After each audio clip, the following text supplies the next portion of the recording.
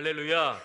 오늘도 하나님의 말씀의 권세가 여러분 가운데 가득하기를 예수님의 이름으로 간절히 축원합니다. 지난 10년간 한국 사회 전체와 또 정치권에서 빠지지 않고 나왔던 우리 사회의 과제가 있습니다. 바로 사회 대통합이죠. 어떤 정치인도 통합에 대해서 얘기하지 않는 정치인이 없습니다. 우리도 마찬가지예요. 10년이 지났어요. 나아졌을까요? 대답은 그렇지 않아요. 어쩌면 동과서, 연령과 세대, 남과 여, 혐오와 경멸, 갈등은 더 심해지고 있습니다. 수없이 많은 이유로 하나 되는 것은 더욱 요원해 보입니다. 여러분, 서로 다른 사람들이 갑자기 하나 된다는 것은 사실 불가능한 일이죠. 게다가 내 방식대로, 내 스타일대로, 내 방법대로 나처럼 하나 돼야 돼라고 요구한다면 더더욱 하나 될 수 없을 것입니다. 그럼에도 불구하고 왜 계속 통합과 하나됨을 이야기할까요? 갈등과 분열은요, 우리나라가 건강하게 발전해 나가는데 사실은 생각지 못하는 변수가 되는 거예요. 하나 되지 못하기 때문에 쓰여지게 되는 비용들, 사회적 비용들 보이지 않지만 너무나도 많아요. 그래서 우리 나라가 한 단계 더 올라갈 수 있는 이때에 우리나라의 경제와 사회, 문화 모든 면에서 발목을 잡고 있습니다. 하나 되지 못하는 것은 그냥 단순한 문제가 아니라 우리의 발목을 잡아 더 나은 삶으로, 더 건강한 삶으로, 더 성숙한 삶으로 나아가는 것을 방해하는 장애물이. 게다가 수없이 많은 대가를 치러야 되는 문제입니다.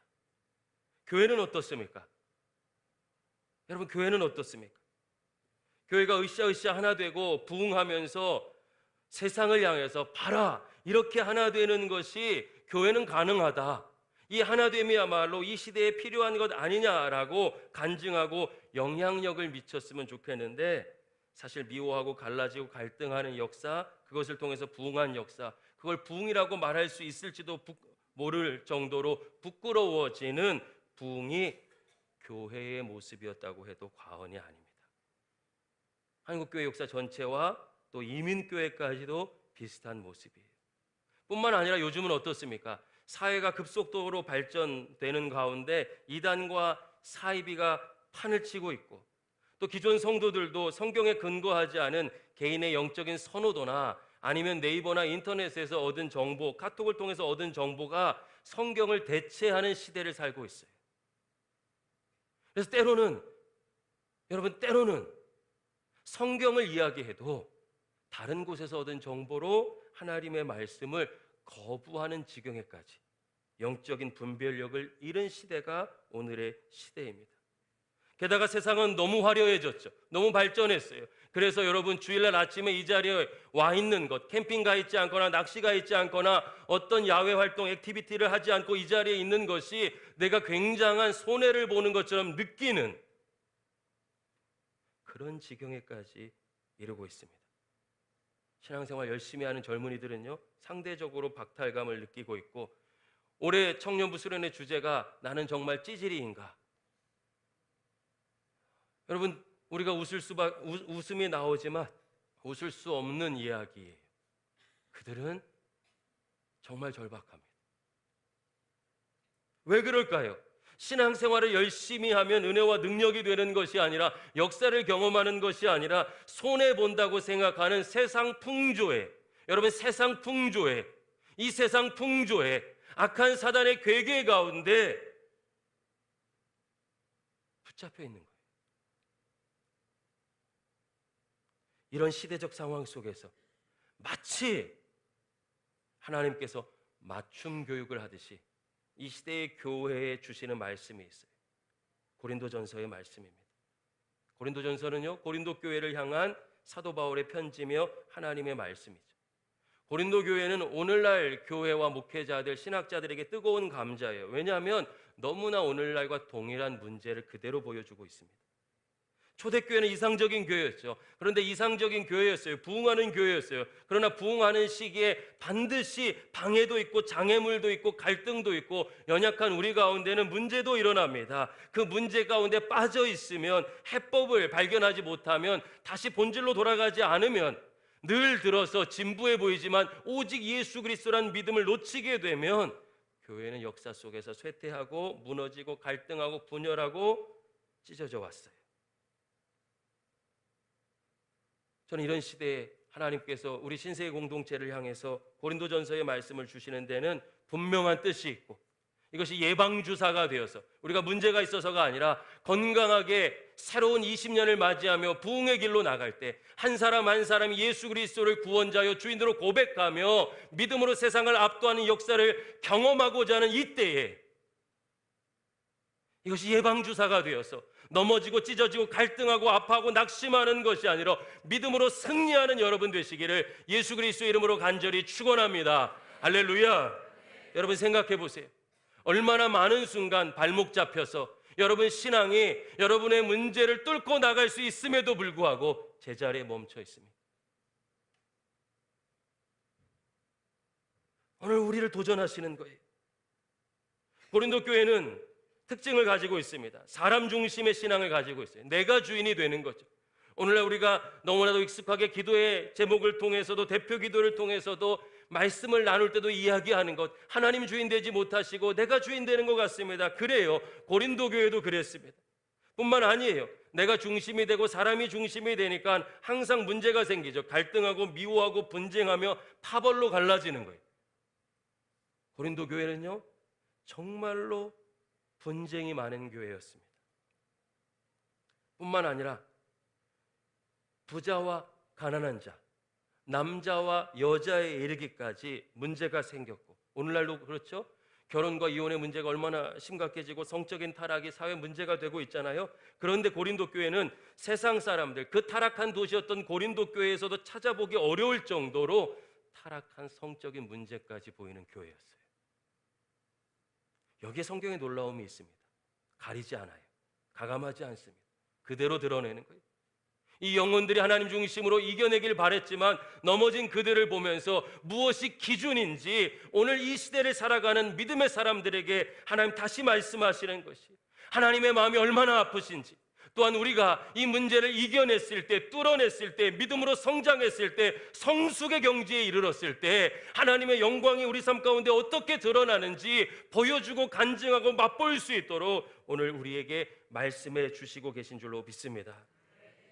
여러분, 세상에 찾아보기 어려운 성적 타락뿐만 아니라 교인들 간의 문제를 세상 법정에서 다투는 일, 오늘날 너무 이제 비일비재해졌잖아요. 고린도 교회에 있었어요. 또 하나님께서 은사를 주셨죠.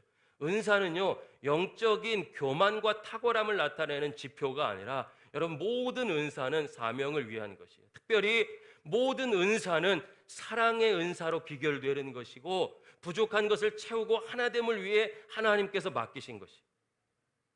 사람 중심의 신앙으로 가니까 이 은사를 가진 사람들이 다른 사람 깔보기 시작하고, 내가 직분 있는데, 돈 있는데, 더 많이 헌신했는데, 은사 가졌는데 하면서 교회가 갈라지기 시작합니다.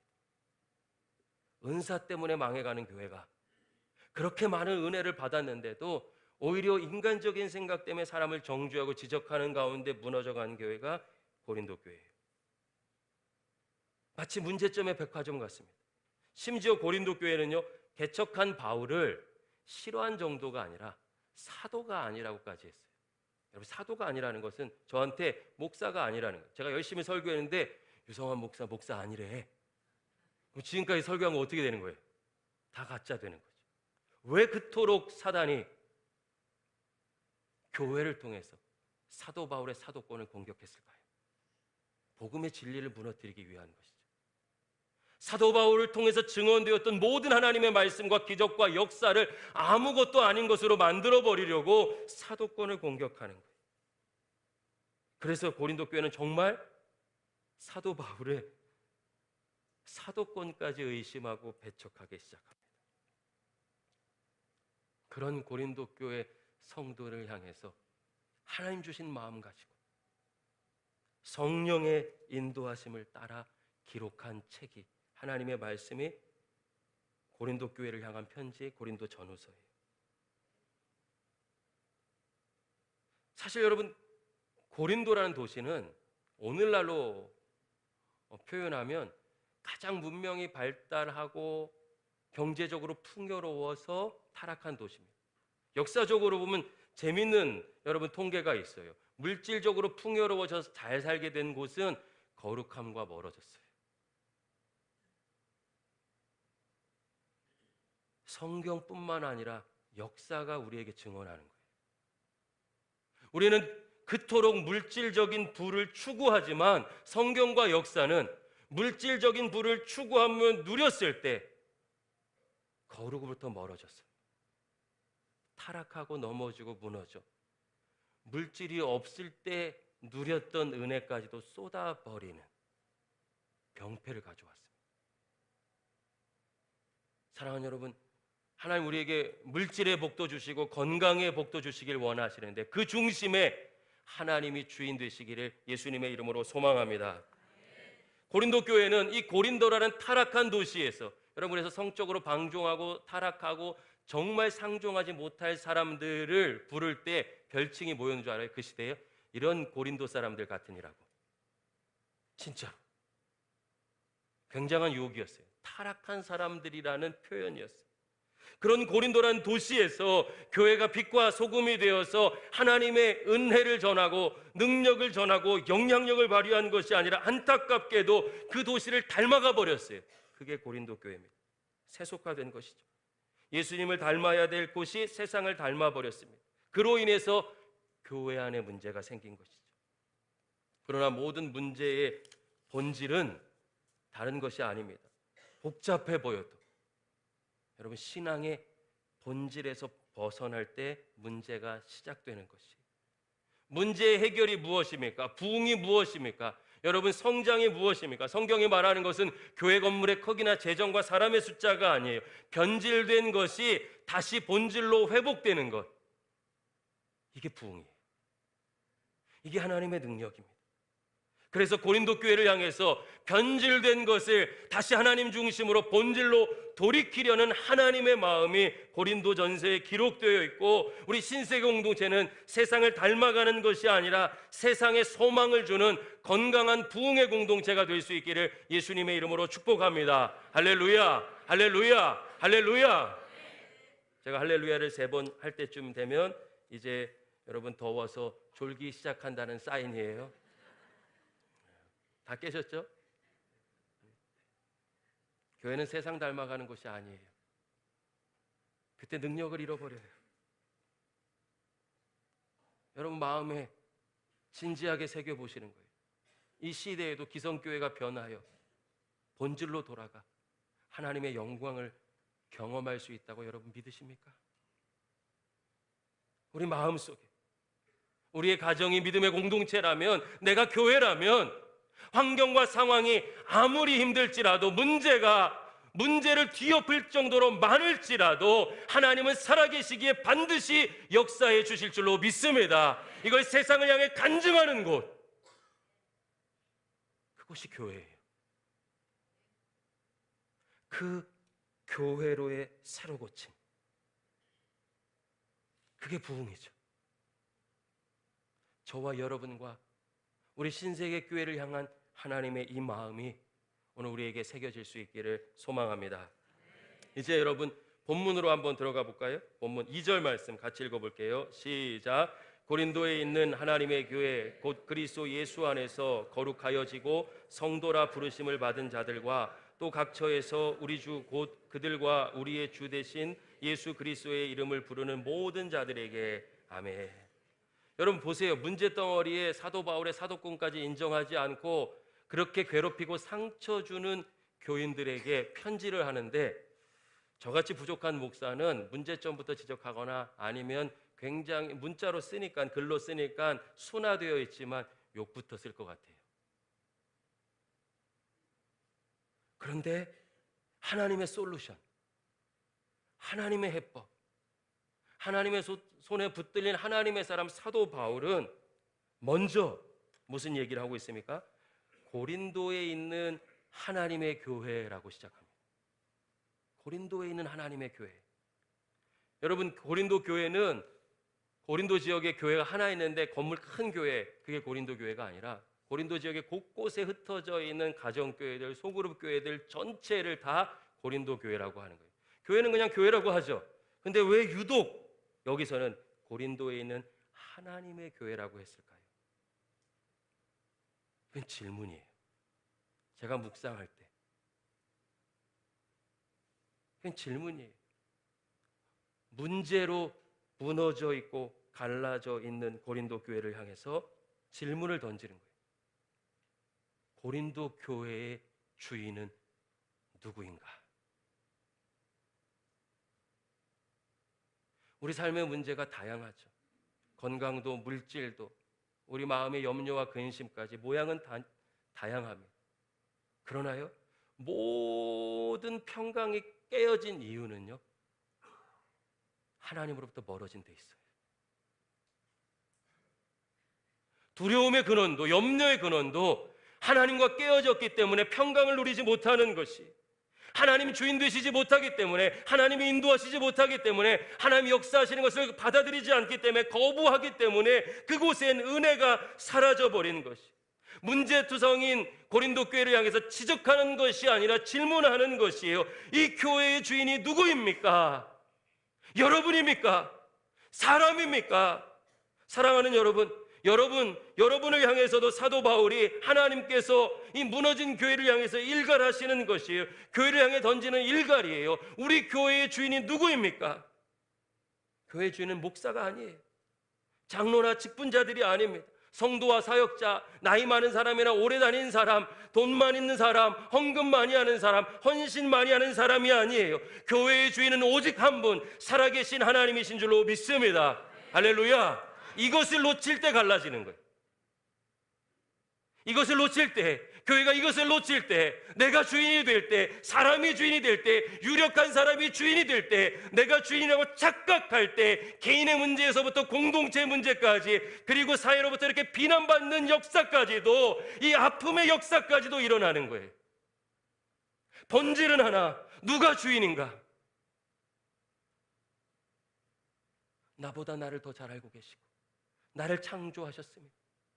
가장 완전하신 하나님께서 나를 향한 분명한 뜻과 계획을 가지고 계시는데, 내 삶의 주인이 내가 되거나 세상이 될 때 그분의 그 놀라운 계획이 사라져버리는 거예요.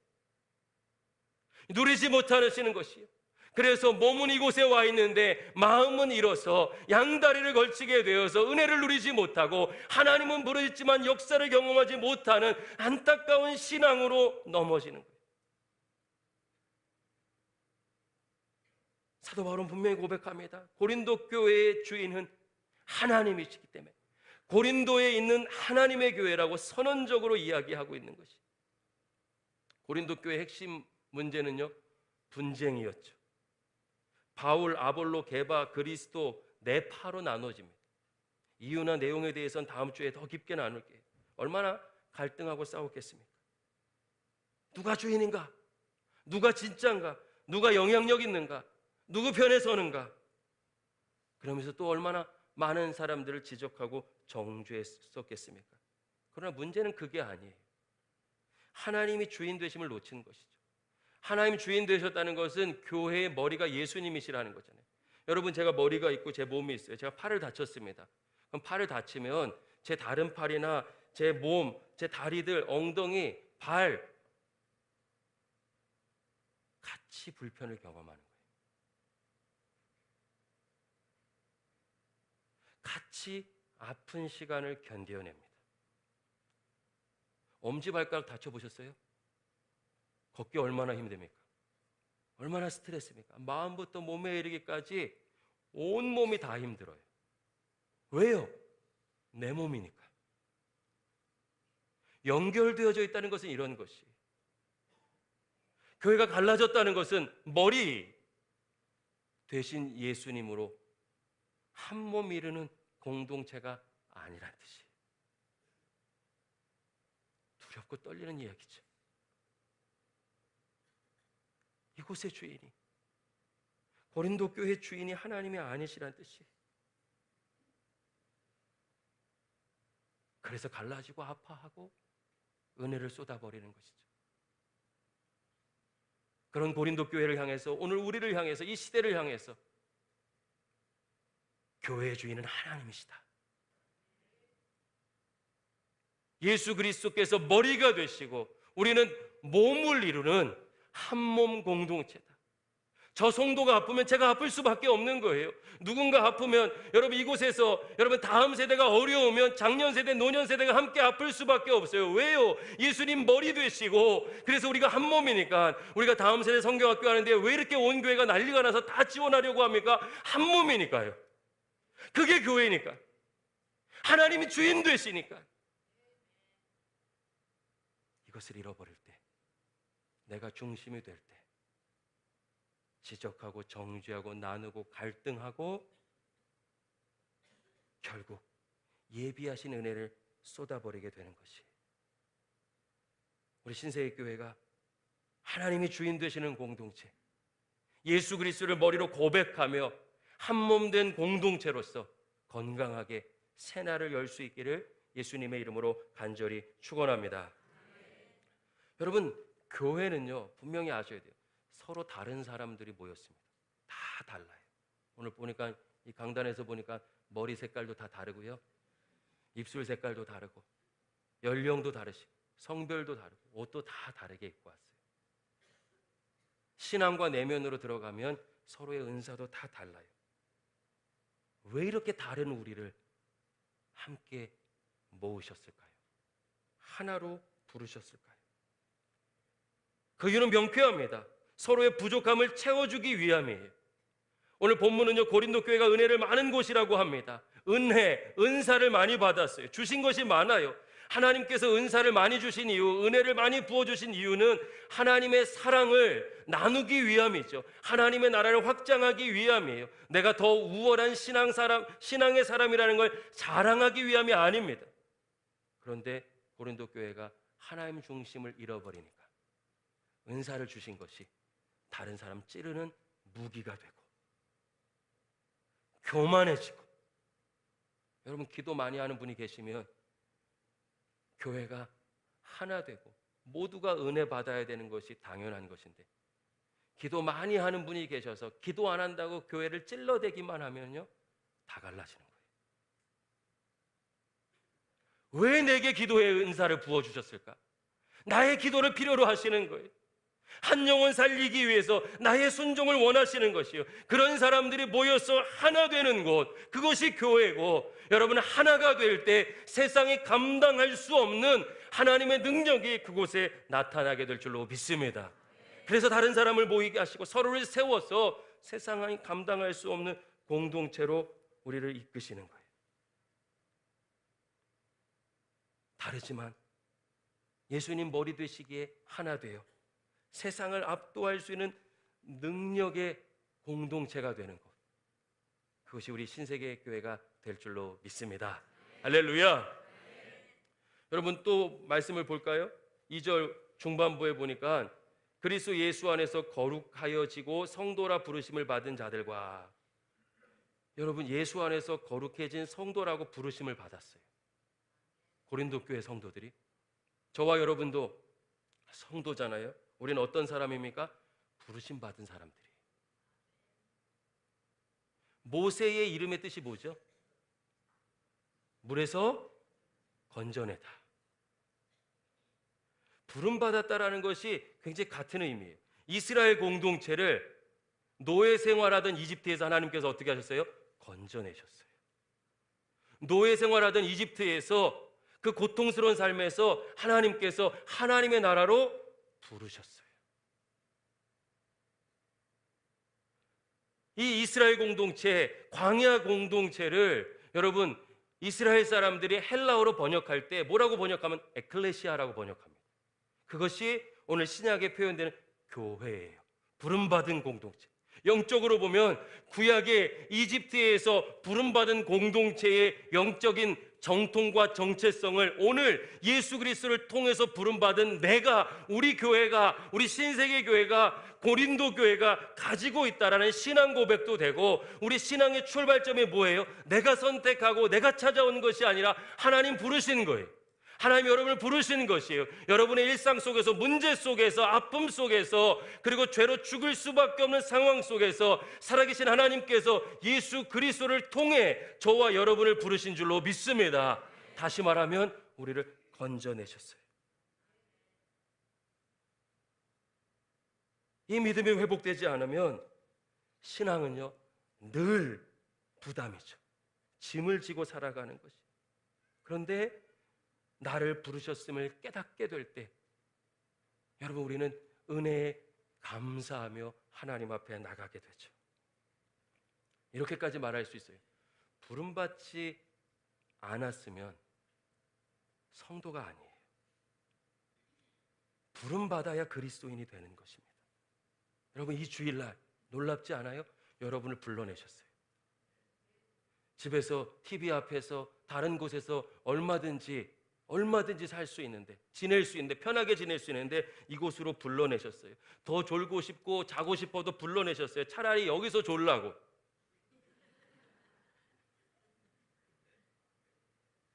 익숙한 곳에서, 나를 무너뜨리는 곳에서 하나님께서 우리를 부르시는 거예요. 한 걸음씩 한 걸음씩 하나님께 더 가까이 가, 부름받은 거룩한 이름 성도로 살아갈 수 있도록. 고린도 교회를 정죄하고 지적하는 것이 아니라 그들이 가진 본질을 이야기하고 있어요. 하나님 주이신가? 너는 누구인가? 부름받은 사람이 아니었던가? 우리 삶에도 많은 문제가 있습니다. 어려움이 있어요. 하나씩 나누다 보면 여러분 다 이 자리에 있는 분들이 한 분씩 나와서 이야기하다 보면 오늘 하루로도 부족할 거예요. 그런데 그 문제 속에서, 그 아픔 속에서 살아가는 우리를 하나님께서 성도로 부르셨어요. 할렐루야. 부름받은 우리가 믿음 가운데 반드시 예수 그리스도 그 이름의 권세로 이기게 될 줄로 믿습니다. 마지막으로 3절 한번 볼까요? 3절 같이 읽어보겠습니다. 시작. 하나님 우리 아버지와 주 예수 그리스도로부터 은혜와 평강이 있기를 원하노라. 사실 지금 우리가 읽은 부분들은 9절까지는 편지글의 서두에 해당되는 인사말이죠. 전형적인 형태를 띠고 있어요. 그러나 그 안에 담겨져 있는 내용에 집중하는 거예요. 전형적인 형식을 띠고 있는데 그 안에 담긴 건 본질이에요. 은혜와 평강. 여러분, 사도 바울이요 편지를 많이 썼습니다. 그 편지를 다 읽어보면 항상 은혜와 평강이 너희에게 있을지어다 이야기해요. 그런데 순서가 한 번도 바뀐 적이 없어요. 평강과 은혜가 있을지어다 한 적이 없어요. 100% 동일하게 은혜와 평강이 있기를 원한다고 합니다. 은혜는 뭡니까? 내 것이 아닌데, 받을 자격이 없는데 하나님께서 내게 주신 거예요. 은혜는 하나님 주신 것이죠. 하나님께서 은혜를 주셨기 때문에 뭐가 오는 거예요? 평강이 오는 거예요. 평강은, 왜 우리가 평강을 잃어버렸습니까? 죄로 인해서 하나님과 깨어진 순간 평강을 잃어버린 거예요. 앞서도 말씀드렸잖아요. 여러분의 안에 있는 두려움, 염려, 근심, 갈등, 미움, 질투 다 어디서 옵니까? 평강을 잃은 데서 와요. 왜 평강을 잃었습니까? 그렇게 부여잡고 열심히 살고 모두 가진 것도 있고 10년 전, 20년 전과 비교하면 훨씬 더 잘 사는데 왜 두렵습니까? 왜 염려투성입니까? 평강이 없기 때문에 그래요. 물질과 권력으로 살 수 없는 것이기, 하나님을 통해서 값없이 주시는 은혜를 통해서만 누릴 수 있는 것이기, 그래서 하나님께서 은혜로 평강을 주셔서 저와 여러분이 다시 하나님과 관계로 회복할 수 있도록 인도해 주시는 줄로 믿습니다. 그래서 이 평강은요, 평화, 평강, 평안 다 번역될 수 있어요. 절대로 외형적이거나 환경적인 것이 아닙니다. 갈릴리 바다에 풍랑이 일었어요. 저는 이 장면을요 수백 번, 수천 번, 수만 번 여러분과 나누고 싶어요. 제자들과 예수님이 그 배 안에 타고 계셔요.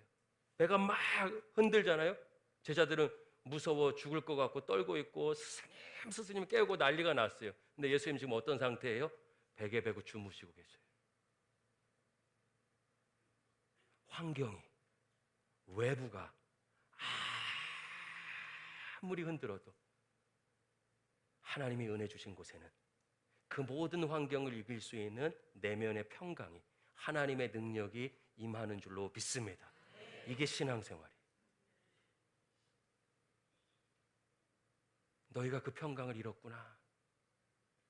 고린도 교회를 향해서 하나님의 마음을 전하며 동시에 우리를 향해서도 하나님께서 공급해 주신 은혜로 다시 평강을 누리며 믿음의 능력으로 살아갈 수 있기를 저는 도전하고 계시다고 믿습니다. 이제 말씀을 마무리하겠습니다. 정리해 볼게요. 여러분, 교회의 주인은 하나님이십니다. 교회의 주인은 하나님이십니다. 교회의 머리는 예수님이셔요. 그리고 교회를 이끌어 가시는 분이 성령님이십니다.